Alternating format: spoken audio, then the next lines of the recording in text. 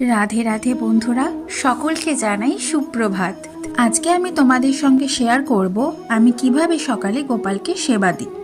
এখনও যেহেতু বেশ একটু ঠান্ডা আছে, সেই জন্য রাতে কম্বল চাপা দিচ্ছি, কিন্তু এখন বেলা হয়ে গেছে, সেই জন্য সোয়েটার পরালাম না।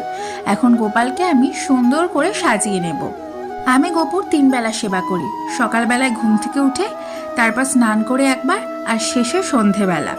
তবে আমি পিরিয়ড চলাকালীনও গোপুর সেবা করি, কারণ রামকৃষ্ণ পরমহংসদেব বলেছেন দেহের কোনো সূচি অসুচি হয় না, সূচি অসুচি হয় মনের।